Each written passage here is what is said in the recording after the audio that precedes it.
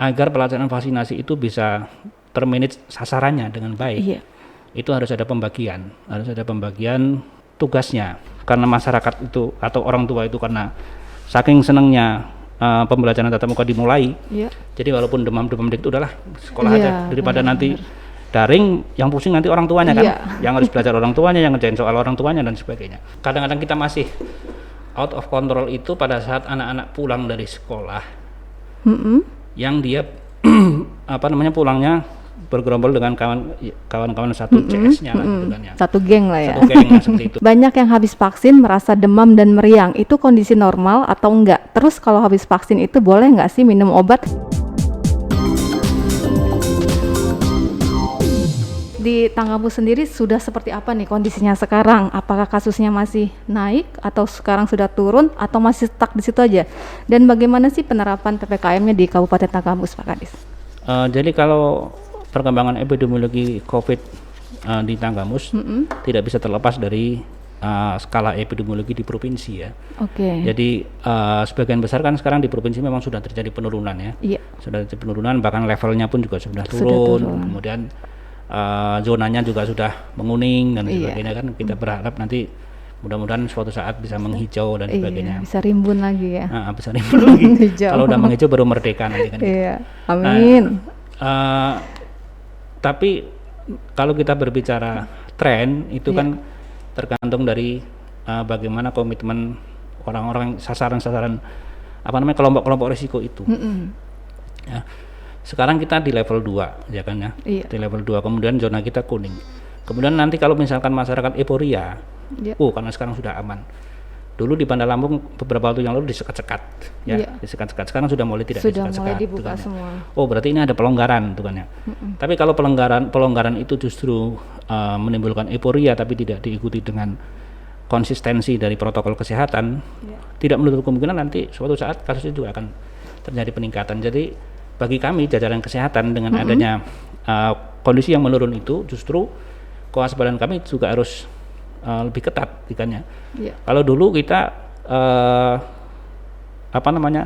mencermati orang-orang yang sakit ya, mencermati orang-orang yang sakit kemudian kita obati orang-orang yang mobilisasi. Nah sekarang yang kita amati adalah orang yang sehat yang kondisinya sangat general gitu kan ya, sangat general. Tapi kembali lagi bahwa COVID ini kan terjadi penularan apabila ada kerumunan dari beberapa orang. Iya benar. Nah, dengan adanya penurunan level kemudian zonasinya sudah kuning, masyarakat melakukan aktivitas ekonomi itu di satu sisi mesti ada dampak akan terjadinya kerumunan. Iya benar. Saya nggak mengatakan bahwa kerumunan itu masih terjadi penularan. Makanya kerumunan kalau sepanjang orang itu juga menjaga protokol kesehatan dan syukur-syukur orang itu sudah divaksin, ya mudah-mudahan tidak terjadi potensi penularan gitu kan ya. Tapi karena herd immunity itu masih jauh di Provinsi Lampung ini belum sampai 70%, sehingga kewaspadaan kita ke arah potensi penularan itu harus tetap dilakukan. Nah makanya kalau kita berbicara penurunan kasus, alhamdulillah memang sekarang sudah turun. Tapi kalau berbicara kewaspadaan, kita tidak pernah berhenti kewaspadaan itu kan ya. Benar-benar. Bahkan jangan sampai justru kawan-kawan kesehatan juga ikut euforia gitu kan ya, euforia. Dan seperti itu Mbak. Kemudian kalau berbicara PPKM di Tanggamus ini kembali lagi Satgas sangat berperan ya, karena di rapat-rapat mingguan di pemerintahan daerah itu selalu dibahas perkembangan terkait dengan PPKM. Esensinya dari PPKM itu sebetulnya bagaimana kawan-kawan yang ada di Pekon atau di desa itu pertama bisa mencermati potensi penularan. Potensi penularan itu bisa dari orang yang datang, dari aktivitas kerumunan dan sebagainya. Kemudian kalau misalkan yang kedua, kalau mereka sudah mengidentifikasi, oh di sana ada potensi kerumunan, di sana ada orang datang dari daerah-daerah seberang dari Jakarta atau dari mana. Kemudian langkah apa yang harus dilakukan, bukannya? Nah, kalau berbicara langkah apa yang harus dilakukan, berarti ini si A berperan sebagai apa, si B berperan sebagai apa. Nah, koordinasi ini yang harus jalan di PPKM. Yang harus jalan di PPKM, termasuk juga peranan dari kawan-kawan bidan desa untuk melakukan tracing, testing, kemudian surveillance epidemiologinya. Nanti Tanggamus sejauh yang dimonitor oleh Kepala Dinas PMD, mohon izin ini walaupun bukan kewenangan kita, tapi Kepala Dinas PMD setiap minggu selalu melaporkan bahwa ada instrumen atau formula pelaporan yang dilakukan secara terus-menerus itu kan terkait dengan aktivitas dan konsisten organisasi koordinasinya. Kalau koordinasi ini masih konsisten, mudah-mudahan ada orang datang tetap termonitor, ada orang kerumunan tetap terpantau protokol kesehatannya. Nah, ada orang yang gejala-gejala, kawan-kawan dari kesehatan sudah turun melakukan tracing. Kemudian kalau memang ada orang yang perlu segera dirujuk, sudah ada ambulan pekon, ambulan desa dan sebagainya. Nah, kalau sistem ini jalan terus, mudah-mudahan PPKM Mikro bisa menjaga agar potensi penularan di tingkat paling bawah itu bisa termonitor dengan baik. Karena dengan menurunnya level ini ketika 2 terus juga PPKM juga udah mulai diturunkan gitu kan, itu kan membuat masyarakat jadi terlena gitu ya Pak, jadi lupa itu yang saya katakan euforia masyarakat. Mungkin udah mulai kita wajar sudah 2 tahun ya. 2 tahun kita sudah aman lah gitu ya. Jadi udah males lah pakai masker, tetap aja gitu ya. Gitu. Apalagi sekarang sudah dilaksanakan sekolah tatap muka nih Pak Kadis. Nah ini bagaimana sih Pak Kadis untuk vaksinasi untuk anak-anak sekolah sendiri? Kalau tadi kan guru sudah diwajibkan ya harus vaksin dulu gitu kan untuk guru. Nah untuk murid-murid sendiri seperti apa Pak Kadis? Nah jadi pembelajaran tatap muka sudah dilakukan, kemudian vaksinasi untuk remaja itu juga sudah di launching pada saat itu. Bahkan Kabupaten Tanggamus sebagai lokusnya yang mewakili Provinsi Lampung pada saat itu, sampai Kementerian Kesehatan juga datang ke Tanggamus karena kita dipilih lokus daerah-daerah yang daerah aliran sungai gitu kan ya. Artinya sudah dimulai vaksinasi remaja dan ini juga sudah dilakukan di beberapa kabupaten kota, bahkan di Bandar Lampung juga sudah ramai. Nah, saya waktu itu mulai berpikir agar pelaksanaan vaksinasi itu bisa termanage sasarannya dengan baik. Itu harus ada pembagian,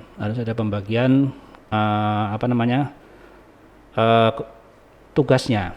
Jadi semakin banyak partisipasi dari TNI, Polri, kemudian dari partai-partai dan sebagainya, itu kami arahkan mereka untuk memberikan vaksinasi kepada masyarakat. Ya, jadi karena masyarakat itu kan mobilisasinya nanti kalau yang mengendalikan dari TNI, Polri kan lebih cepat, lebih enak, lebih terarah. Nah, vaksin yang dari Kementerian Kesehatan yang melalui Dinas Kesehatan Provinsi itu yang kita arahkan untuk menyelesaikan dan melengkapi dan menyempurnakan pembelajaran tatap muka, yaitu memvaksinasi anak-anak sekolah. Nah, jadi saya sudah memerintahkan ke seluruh kepala puskesmas untuk berkoordinasi dengan SPLP dan kepala sekolah untuk melakukan penjadwalan vaksinasi pada anak-anak sekolah, ya, pada anak-anak sekolah. Dan ini sudah mulai berjalan, ya, sudah mulai berjalan. Ya, mudah-mudahan dengan adanya pembagian itu akan lebih jelas bahwa vaksin yang untuk anak sekolah itu vaksin yang dari Kementerian Kesehatan. Tapi ini kebijakan intern Tanggamus ya.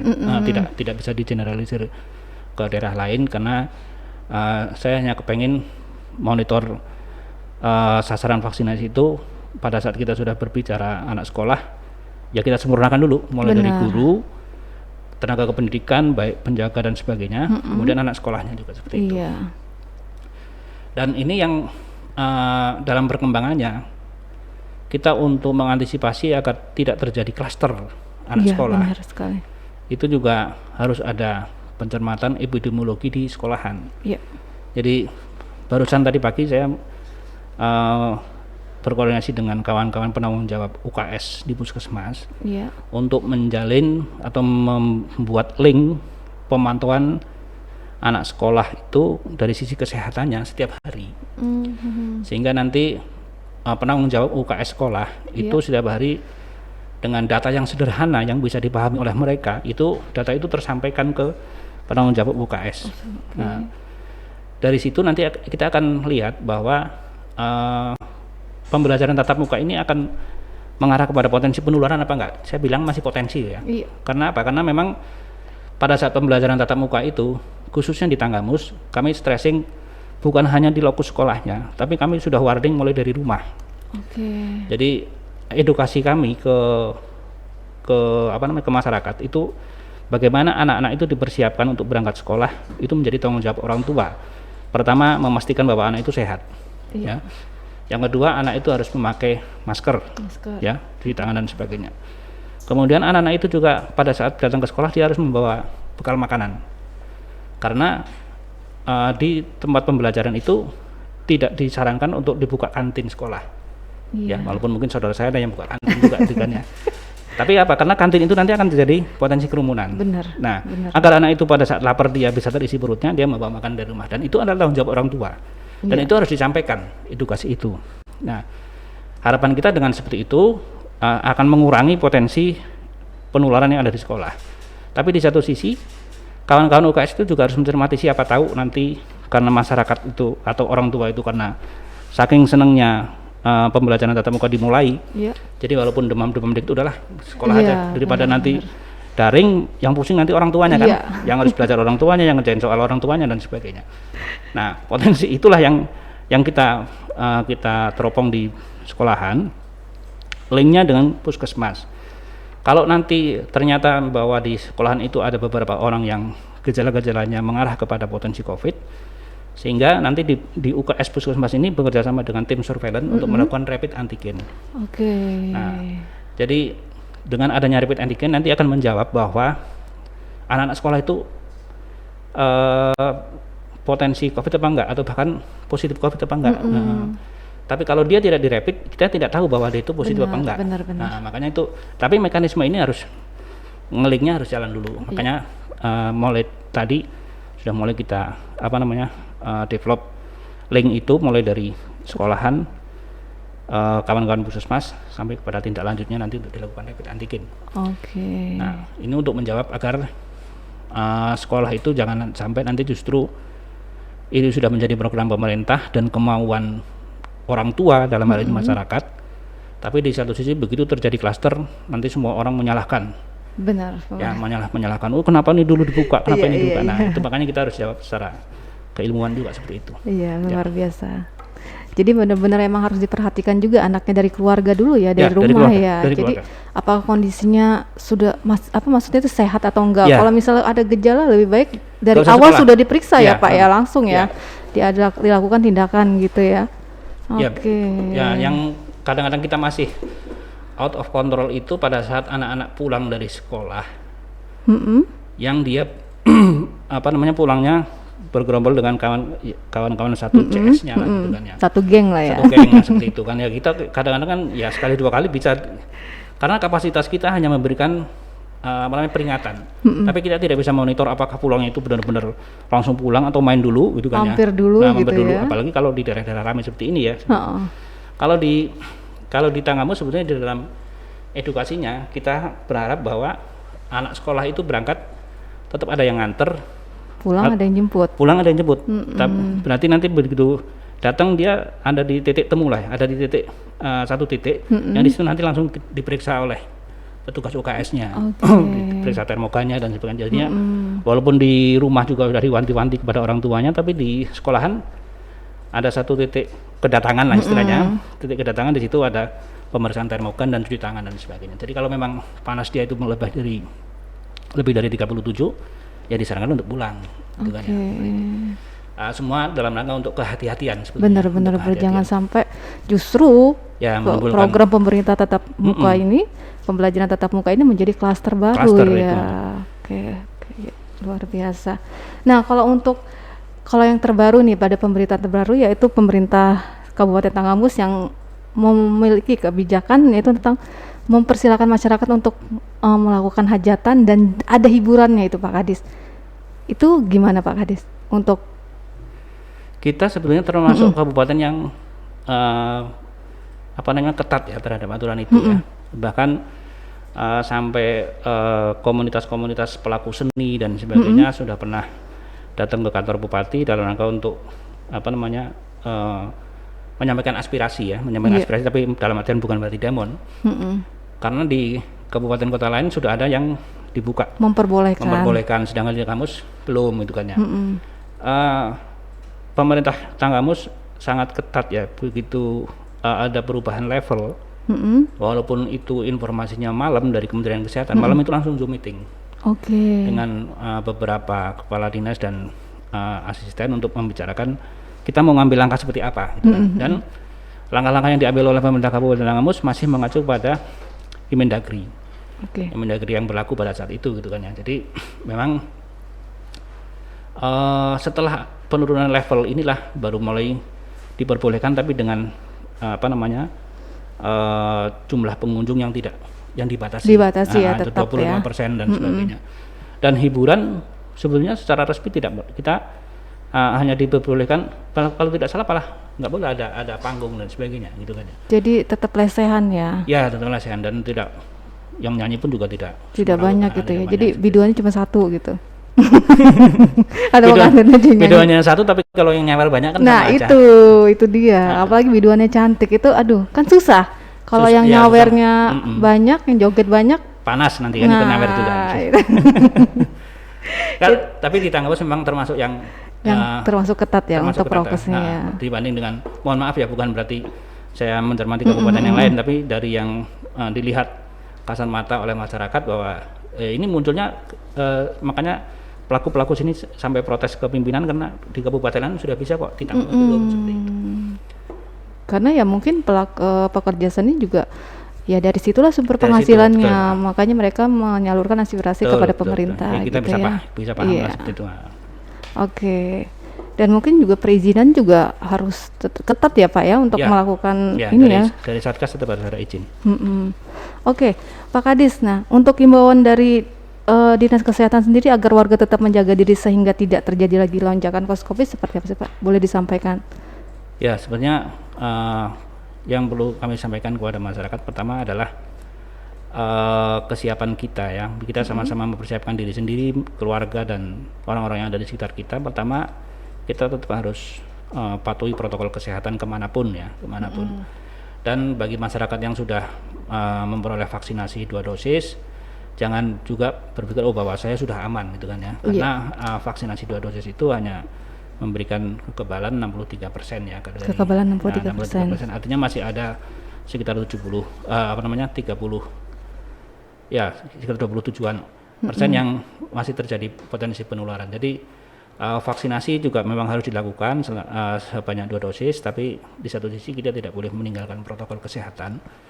Nah, protokol kesehatan itulah makanya orang kadang-kadang sering merasa bahwa sudah aman atau belum gitu kan. Atau belum. Dan ini memang susah karena sekali lagi ini terkait dengan perilaku, kemudian perilaku itu juga didorong dengan kebutuhan dasar ya, kebutuhan ekonomi. Ya. Benar. Kita lihat juga di pasar tingkat kepatuhan terhadap protokol kesehatan, walaupun berkali-kali juga sudah dilakukan operasi justisia oleh Satgas, dibagi masker dan sebagainya. Tapi pada saat pemantauan yang dilakukan tidak dengan pemberitahuan, itu akan terlihat bahwa tingkat kepatuhan protokol kesehatan kita masih rendah. Nah, jadi saya mengimbau juga kepada seluruh masyarakat, khususnya Kabupaten Tanggamus, memang COVID ini harus diketahui dulu mekanisme penularannya.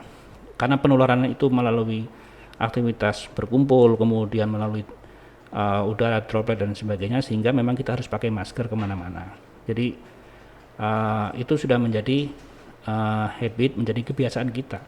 Kita berharap bahwa masker itu juga nanti identik dengan HP, identik dengan jam tangan dan sebagainya. Pada saat kita keluar ternyata kita belum pakai masker, ada sesuatu yang kurang. Pada saat kita datang kemudian kita tidak cuci tangan, mau masuk ke tempat-tempat umum, ada sesuatu yang kurang. Itu memang itu harus menjadi kebiasaan kita gitu kan ya. Terlepas apakah kita sudah divaksin atau belum. Nah, apalagi yang belum vaksin gitu kan ya, Jadi kami mengajak seluruh masyarakat kita bersama-sama mengingatkan diri sendiri, keluarga dan orang-orang yang kita cintai di sekitar kita untuk sama-sama membiasakan kemana-mana menggunakan masker, mencuci tangan, kemudian ya selalu menjaga jarak. 5M itu sebenarnya slogan yang sangat simpel, tapi itu juga terkait dengan bagaimana mengedepankan antara kepentingan dengan kesehatan. Dan itu tidak bisa dibandingkan. Orang akan mengatakan, kesehatan paling utama, tapi pada saat berbicara perut paling utama. Benar. Makanya itu harus disandingkan ya. Makanya dulu Pak Jokowi pernah ngomong kita harus berdamai dengan virus. Benar. Artinya di satu sisi virus itu harus kita tahu karakteristiknya. Tapi setelah tahu karakteristiknya, kita harus bisa menjaga agar virus itu tidak masuk ke kita. Tapi di satu sisi kita juga harus melakukan aktivitas yang merupakan tuntutan ekonomi, tuntutan sosial, budaya, keagamaan dan sebagainya. Apalagi kalau orang sudah berbicara konteksnya agama, ya, yang mana pada saat melakukan ibadah itu harus melakukan aturan-aturan sesuai dengan aturan agama dan sebagainya. Ini kan kadang-kadang sering harus ada yang bisa mengambil jalan tengahnya. Iya. Antara kepentingan agama dengan kepentingan kesehatan. Kalau kita lihat, mohon maaf ya, bukan berarti saya menggurui. Ada beberapa orang yang, ini kan sudah kehendak Allah, gitu kan, sudah kehendak Allah. Mungkin untuk membandingkan ke sana, kita harus ini dulu lah ya, harus menjadi suhu dulu ya. Tapi kalau kita lihat di Mekah, kenapa pemerintah Arab Saudi tidak mengambil kebijakan? Padahal di sana itu kan Ka'bahnya ada di situ. Iya. Tempat mujarabnya untuk berdoa ada di situ. Tapi tetap Arab Saudi mengedepankan pertimbangan pandemi ini menjadi hal yang harus dikuatkan di dalam mengambil keputusan, dan ternyata memang keputusannya belum menerima jamaah dalam jumlah yang banyak. Berarti kan memang kita harus menempatkan mana urusan dunia dan mana urusan akhirat. Tapi itu harus diambil solusi yang terbaik. Tanpa harus mempunyai konspirasi yang lain-lain sebagainya seperti itu. Ya. Jadi ya memang harus nggak bisa juga banyak pikiran misalnya udah takdir ini gitu ya. Nah, takdir itu kan biasanya kita ngomong kalau sudah terjadi ya. Benar. Kalau sudah terjadi. Kalau sebelum terjadi kita nggak bisa ngomong takdir. Nggak bisa lah ngomong takdir kalau. Seru-seru luar biasa. Oke Pak Kadis, ini ada beberapa pertanyaan dari teman-teman yang sedang menonton live kita. Oh ya, makasih. Ini ada yang bertanya, Pak Kadis, banyak yang habis vaksin merasa demam dan meriang, itu kondisi normal atau enggak? Terus kalau habis vaksin itu boleh nggak sih minum obat biar nggak demam atau meriang? Dari Kenzo Gian 55. Oh ya, jadi vaksinasi itu adalah pemberian antibodi yang ada yang sudah dilemahkan, ada yang dimatikan ke dalam tubuh. Berarti kan itu nanti di dalam itu akan dikenali oleh antibodi yang ada di dalam tubuh kita, dan perkenalan antara vaksin dengan antibodi itu kadang-kadang akan menimbulkan gejala demam dan sebagainya, gitu kan ya. Dan itu adalah proses alamiah, itu kan ya, proses alamiah. Dan juga tergantung pada jenis vaksinnya. Memang ada beberapa kemarin pada saat vaksin Sinovac ada yang reaksinya mual, ada yang pusing gitu kan dan sebagainya. Ada juga yang bahkan nafsu makannya nambah. Ada yang ngantuk dan sebagainya. Memang itu tergantung kondisi badan masing-masing, ya, kondisi badan masing-masing. Makanya pada saat pemberian vaksinasi itu mesti akan diikutkan dengan surat keterangan vaksinasi yang di bawahnya itu kalau ada keluhan apa-apa hubungi nomor HP. Iya, benar. Jadi itulah mekanismenya, bagaimana edukasi secara pasca imunisasinya, informasi-informasi itu untuk meyakinkan apakah ini dampak dari vaksin atau memang ada gejala-gejala yang lain. Dan sebetulnya kalau terkait dengan gejala-gejala itu kan pada saat screening sudah di anamnesa, sudah dipertanyakan oleh petugas kesehatan. Artinya bahwa kita tidak usah ragu-ragu ya. Kalaupun nanti ada hal-hal ada gejala-gejala yang muncul pasca imunisasi, ada medianya untuk bertanya, yaitu petugas kesehatan yang ada di kartu vaksinasi itu, petugas puskesmas seperti itu. Jadi sebenarnya kalau demam dan meriang tuh masih batas normal ya Pak ya? Ya. Kalau nggak begitu parah gitu kan ya? Saya mengatakan karena kondisi orang berbeda-beda. Mungkin ada orang yang memang mempunyai penyakit-penyakit yang bawaannya dia sering meriang dan sebagainya, itu kan gampang demam dan sebagainya. Atau orang yang kondisinya sehat-sehat begitu vaksin kok demam gitu kan ya. Nah, apakah ini sebagai dampak dari vaksin dan sebagainya? Nanti itu situ kan ada informan dari petugas kesehatan. Jadi bisa langsung tanya aja situ nggak apa-apa ya. Tapi ini meriangnya demam ya, bukan meriang yang lain ya. Merindukan kasih sayang. Kalau yang meriang lain bukan ke kartu vaksin. Bukan kartu vaksin ya. Kartu Jatin yang. Kartu Jatin, Jadi larinya ke KUA ya Pak ya. Ke KUA. Tapi kalau mau ke KUA nikah sekarang harus dibatasi ya, nggak boleh. Nggak boleh. nggak boleh berkerumun. Oh, kirain pengantin Nikahnya nggak boleh dibatasin. berkerumun, tapi setelah itu Boleh. Oke. Nah, ini ada pertanyaan lagi, Pak. Ini pertanyaan kedua dari Larasari Diana 87. Seperti apa kondisi badan yang disarankan siap divaksin? Misalnya tekanan darah, gula darah, atau misalnya dari segi umur. Batasannya gimana? Apa semua umur bisa divaksin COVID, Pak? ya, makasih pertanyaannya. Kalau kita berbicara umur, memang ini ada perkembangannya. Iya. Dulu awal-awalnya vaksin itu umur 18 tahun ke atas. Oke. Kayak orang masuk teater aja kan, Iya. kalau belum umur nggak boleh masuk. 18 plus gitu ya. 18 plus, tapi plusnya satu aja, jangan banyak-banyak. Sekarang sudah direkomendasikan 12 tahun ke atas. 12 tahun ke Jadi atas. anak-anak SMP ya, SMP itu SMP. sudah bisa divaksin.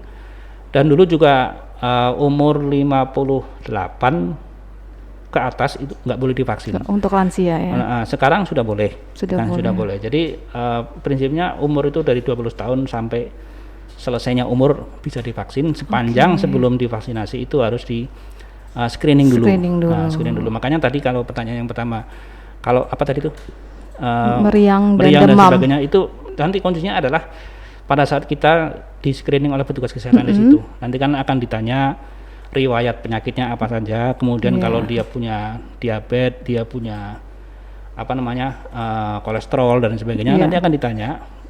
Kemudian sebetulnya dulu pernah disampaikan juga rekomendasi apabila penyakit-penyakit itu selama terkontrol selama 3 bulan dan tidak pernah kambuh, itu sebenarnya bisa divaksinasi. Oke. Nah, jadi kita tidak usah ragu. Kalau kita ragu ya pokoknya yang penting kita datang dulu ke meja screening. Iya. Ke meja screening, kuncinya di situ. Kuncinya ya datang dulu aja Datang gitu dulu, ya. Dari rumah jangan ragu. Nanti jangan ragu dulu. jangan menyimpulkan sendiri gitu ya, Betul, bisa atau jangan tidaknya. Karena gitu. banyak juga pada saat awal vaksinasi itu dulu ada yang sudah apalagi dulu kan vaksinasinya bertahap ya. Mulai dari tokoh dulu kan ya. Iya. Tokoh itu namanya tokoh. Jangan sampai nanti justru dia jadi percobaan gitu kan ya. Benar. Sedangkan tokoh itu harus menjadi figur contohnya untuk seluruh masyarakat. Iya. Jadi mungkin di tempat-tempat lain juga tidak beda jauh. Jadi ada tokoh-tokoh yang pada saat mau divaksinasi tensinya langsung naik. Karena sudah stres duluan. Sudah takut duluan gitu udah ya, stres Pak. duluan. Tapi begitu apa namanya diberikan masukan, kemudian disuruh istirahat dulu gitu kan ya. Kemudian dikasih informasi yang jelas. Begitu tensinya udah turun ya bisa dilakukan vaksinasi. Memang itu psikologisnya sangat berpengaruh. Oke, dan ada satu lagi nih Pak pertanyaan. Pak mau nanya soal rapid, Pak. Sebenarnya sekarang berapa sih biaya rapid itu yang harus dibayar ke klinik atau puskes? Apa masih bayarnya 150.000 atau sudah turun? Nah, ini kayaknya CPNS ini, Pak. Di Tanggamus ya? Iya, kalau untuk di Tanggamus sendiri, Pak? Ya, jadi rapid itu, pemeriksaan rapid harus dibedakan kepentingannya. Ya. Pada saat rapid test tapi kepentingannya untuk tracing, tracing itu berarti kan untuk melihat potensi penyebaran. Ada satu kasus berarti keluar kontaknya itu harus kita tracing. Iya. Nah itu tidak diambil, tidak di apa namanya pungut biaya karena memang itu adalah program tracing. Tapi pada saat rapid itu terkait dengan kepentingan yang direncanakan, apakah itu perjalanan atau untuk yang lain itu memang berbayar dan ada perbubnya. Ada perbubnya. Jadi kami nggak mau apa namanya di luar perbub untuk memberikan tarifnya itu. Saya kurang jelas 150 ya kalau nggak salah. 150.000 itulah ya. Kalau nggak salah. Oke. Seperti itu. Tadinya kan 275, sekarang udah turun jadi 150.000. Mudah-mudahan kedepannya bisa turun lagi sih Pak. Ya, harapannya. Mudah-mudahan Kalau bisa malah gratis gitu ya harapannya masyarakat. Iya, betul. Oke Pak Kadis, kalau tadi kita sudah panjang lebarnya hampir 1 jam. Nah untuk boleh memberikan closing statement lah Pak dari obrolan kita yang hampir 1 jam ini untuk gitu ya? penonton di rumah. Oke, makasih kepada seluruh masyarakat. Kami sampaikan ucapan terima kasih karena kita sudah bersama-sama menjalani kegiatan-kegiatan dalam rangka untuk pencegahan dan penanganan COVID-19. Jadi COVID ini juga dicegah dan juga ditangani ya. Pencegahannya itu dengan melakukan protokol kesehatan dan juga termasuk juga vaksinasi. Vaksinasi itu tujuannya untuk mencegah agar tidak terjadi penularan. Kemudian kami berharap kepada masyarakat yang sudah melakukan vaksinasi agar tetap menjaga protokol kesehatan dengan 5M ya. Dengan 5M, memakai masker, menjaga jarak, mencuci tangan dengan sabun yang mengalir, kemudian menghindari kerumunan dan mengurangi mobilisasi. Nah, terkait dengan mobilisasi ini juga kami paham, ini biasanya mobilisasi masyarakat itu terkait dengan